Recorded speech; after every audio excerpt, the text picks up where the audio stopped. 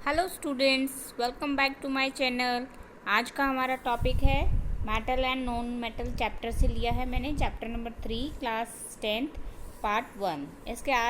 इसके अंदर आज हम डिस्कस करेंगे मेटल्स और नॉन मेटल की physical properties and chemical properties. So let's start. First हमारा टॉपिक है physical property of metals. Metals की कौन कौन सी प्रॉपर्टीज़ होती है जो हमें पता होना चाहिए। फर्स्ट प्रॉपर्टी है मलायबिलिटी। मलायबिलिटी का मतलब क्या होता है कि it can be beaten into thin sheets. आप इसकी पतली पतली चादरें जो है वो बना सकते हैं मेटल्स की। एग्जाम्पल में आपके आ जाता है गोल्ड एंड सिल्वर, राइट। फिर सेकेंड प्रॉपर्टी है डक्टिलिटी। डक्टिलिटी का मतलब होता है कि आप मेटल्स की जो है वो पतली पतली वायर्स जो है वो बना सकते हो, और ये प्रॉपर्टी आपकी मिलेगी गोल्ड में। Gold is the most ductile metal. Third one is hardness. Okay, metals जो होती है वो मोस्टली क्या होती है, हार्ड होती है, बट जो सोडियम एंड पोटेशियम है वो इतनी सॉफ्ट होती है कि आप उनको with the help of knife जो है काट सकते हो। फिर आपकी आती है प्रॉपर्टी मेटेलिक लस्टर। लस्टर का मतलब होता है शाइनिंग प्रॉपर्टी, ठीक है। Metal in the pure state have a brittle shining surface. This property is called metallic lustre. जैसे गोल्ड, सिल्वर एंड प्लैटिनम, ये जो हम पहनते हैं तो इनमें शाइनिंग होती है ना, तो दीज आर ऑल्सो मेटल। तो this is the property of metal. फिर आपके आता है good conductor of heat and electricity. Generally metal जो होती है वो गुड कंडक्टर होती है हीट और इलेक्ट्रिसिटी की। इसमें एक्सेप्शन कौन सी है, लेड एंड मरकरी। इनके they are the poor conductor of heat and electricity. और बेस्ट कंडक्टर है मेटल्स के अंदर कॉपर एंड सिल्वर। इनके अंदर से आप हीट और इलेक्ट्रिसिटी दोनों जो है वो इजीली पास हो सकती है। देन आपका आता है melting and boiling point. Metals का जनरली क्या होता है, हाई मेल्टिंग और बॉइलिंग पॉइंट होता है। जैसे टंगस्टन का जो है मेल्टिंग और बॉइलिंग पॉइंट वो हाई होता है, जबकि मरकरी और गैलियम इन दोनों का, ये एक्सेप्शनल केस है, मरकरी एंड गैलियम इनका लो मेल्टिंग पॉइंट होता है। और ये ऐसी मेटल होती है अगर आप इनको हाथ की हथेली पर भी रखोगे तो ये 2 मिनट के अंदर ही मेल्ट हो जाएगी।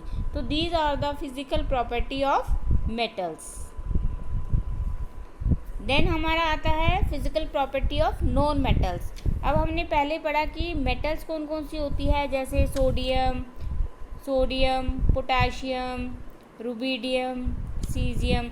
जो आपकी पीरियोडिक टेबल में आपने देखा होगा ऐसे होती है, और ऐसे बीच में एक ये टॉपिक जो होता है, ये सारी ये लैंथेनाइड, एक्टिनाइड की सीरीज जो होती है, most of them periodic table में आपकी मेटल ही पाई जाती है। नॉन मेटल मोस्टली ये आपके राइट हैंड साइड पे ये जो होती है यहाँ पर ये आपकी नॉन मेटल्स होती हैं। बाकी सारी पीरियोडिक टेबल में most of them are metals. ये जो आपकी जो ग्रुप ए और बी होता है ये भी मेटल्स होते हैं। जो आपका ये डी ग्रुप होता है ये भी मेटल्स होते हैं। लेंथेनाइड और एक्टिनाइड की सीरीज जो होती है वो भी आपकी क्या होती है, मेटल्स ही होती है।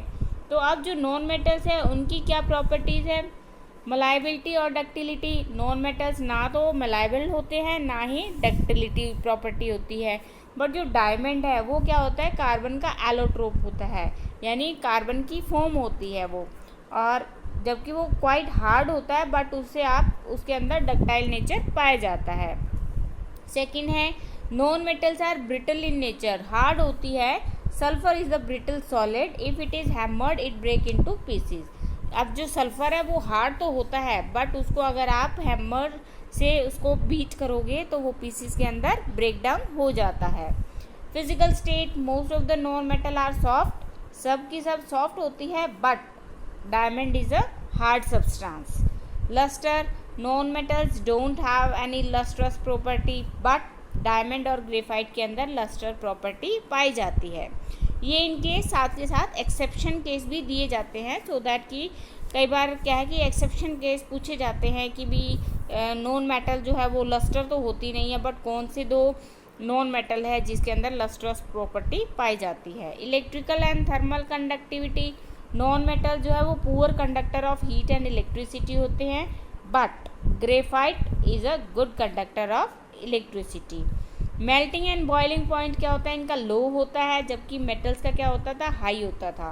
But boron, silicon and carbon have high melting point, ये इनके एक्सेप्शन हैं। कौन सी 3 मेटल है जिनका मेल्टिंग एंड बॉइलिंग पॉइंट क्या है, हाई होता है? Boron, silicon and carbon, right.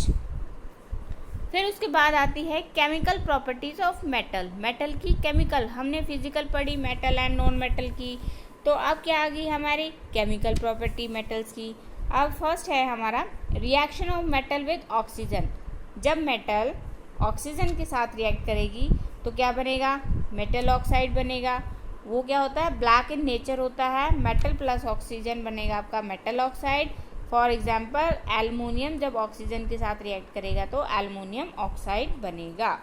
जब भी मेटल ऑक्सीजन के साथ मिलेगी तो क्या बनेगा? ऑक्साइड बनेगा। कोई भी मेटल हो, जब भी वो ऑक्सीजन के साथ रिएक्ट करेगी तो क्या बनाएंगे? ऑक्साइड। अब different metal show different reactivity toward oxygen. अब हर एक मेटल जो है वो ये नहीं है कि सारी की सारी जो है ऑक्सीजन के साथ रिएक्ट कर जाती है। कुछ क्या है कि सपोज करो, देखो sodium and potassium react vigorously, they can catch fire. अगर इनको आप खुले में छोड़ दो तो इनमें क्या है? आग लगने का डर रहता है, इसीलिए इनको केरोसिन ऑयल के अंदर डुबा के रखा जाता है, सोडियम एंड पोटेशियम को, ठीक है। इनको खुले में आप नहीं रख सकते। फिर आता है जो magnesium, aluminium, zinc and lead, इनको कवर किया जाता है ऑक्साइड लेयर से, which prevent them from further oxidation, so that कि उनका और ऑक्सीडेशन ना हो। तो इसीलिए ये जो मेटल्स हैं इनके ऊपर एक थिन लेयर ऑफ ऑक्साइड की चढ़ा दी जाती है। आयरन जो है वो हीट करने पर does not burn on heating जब उसको हीट करते हैं तो वो नहीं जलता है, बट अगर आप आयरन की फीलिंग्स लोगे तो वो बहुत जल्दी ही जलना शुरू हो जाएगी। कॉपर जो है, copper does not burn but coated with black copper oxide, ये जलता नहीं है कॉपर, बट इसके ऊपर क्या कोटिंग आ जाती है? ब्लैक कॉपर ऑक्साइड की कोट किया जाता है उसको। Silver and gold do not react with oxygen. अब जब आपको पता ही है कि ladies mostly gold and silver पहनती है, तो वो क्या है कि अगर वो ऑक्सीजन से रिएक्ट करेगी तो कुछ ना कुछ नुकसान होगा, बट हमें पता है कि वो ऑक्सीजन के साथ रिएक्ट नहीं करती है, इसीलिए लेडीज जो है वो क्या पहनती है? Gold and silver, right.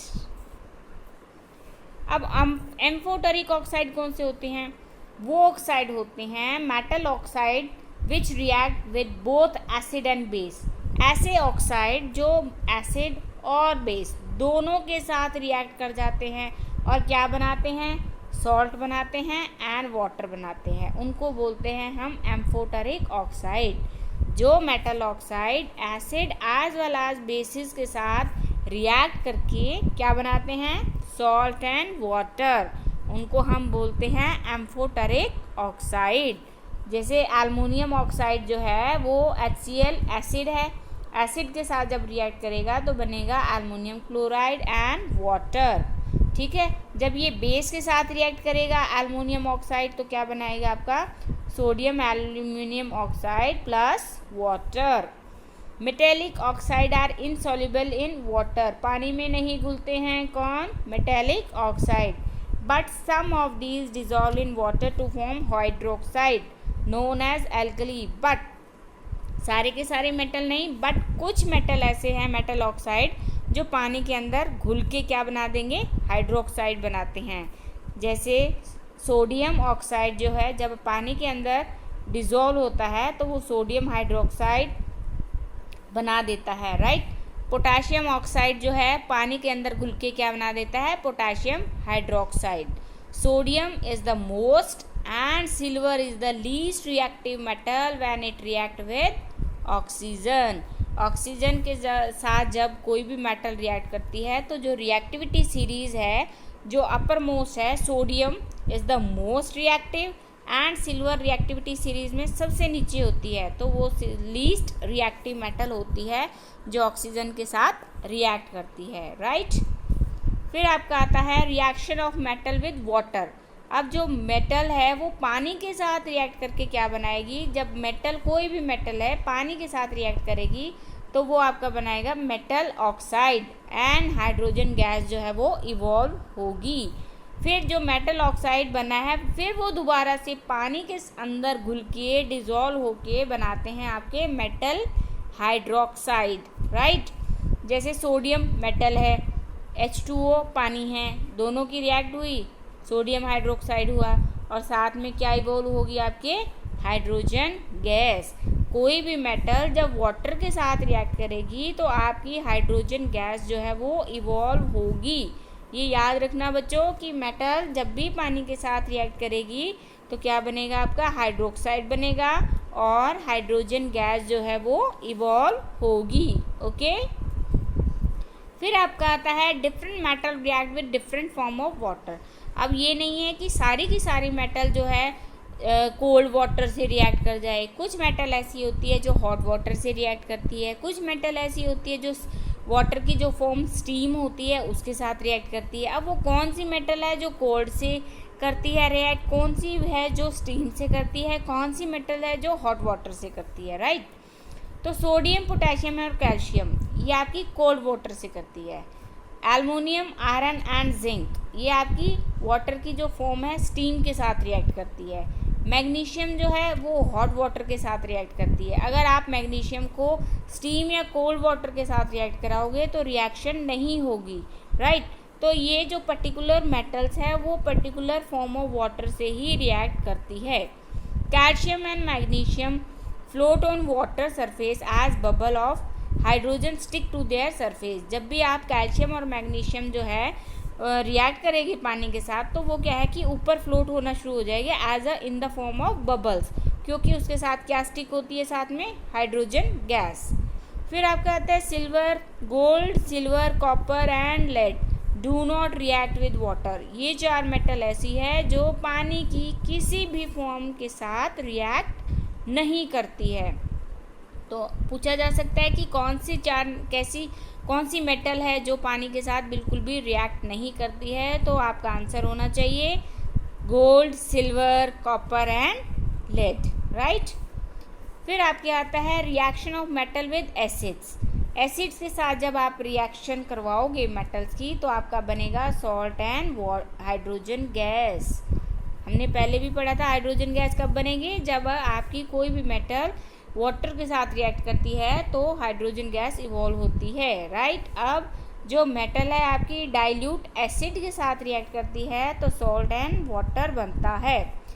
Example देखेंगे हम, आयरन प्लस में HCl एसिड है तो आपका बना ये ferric chloride and hydrogen gas जो है वो आपकी इवॉल्व हो गई। एल्युमिनियम एसिड के साथ रिएक्ट किया तो एल्युमिनियम क्लोराइड और हाइड्रोजन गैस इवॉल्व हुई। When metal react with dilute HNO3, ये आप बच्चों याद रखो कि डाइल्यूट HNO3 के साथ अगर रिएक्ट करती है आपकी मेटल तो हाइड्रोजन गैस इवॉल्व नहीं होगी, no hydrogen gas is evolve. Metal plus dilute HNO3, salt plus nitrogen dioxide and water, there is no hydrogen gas is evolve, right, except manganese और मैग्नीशियम। सिर्फ manganese और magnesium जो है वो react करती है डाइल्यूट HNO3 के साथ और हाइड्रोजन गैस इवॉल्व करती है। अभी मैंने बताया कि कोई भी मेटल डाइल्यूट HNO3 के साथ रिएक्ट नहीं करती है, रिएक्ट नहीं करेगी तो हाइड्रोजन गैस इवॉल्व नहीं होगी। सिर्फ मैग्नीज एंड मैग्नीशियम ऐसी दो मेटल्स है जो वेरी डाइल्यूट HNO3 के साथ रिएक्ट करके आपको हाइड्रोजन गैस जो है वो देती है, राइट। अब आपको ये बताती हूँ कि एक्वा रीजिया क्या होता है। Aqua regia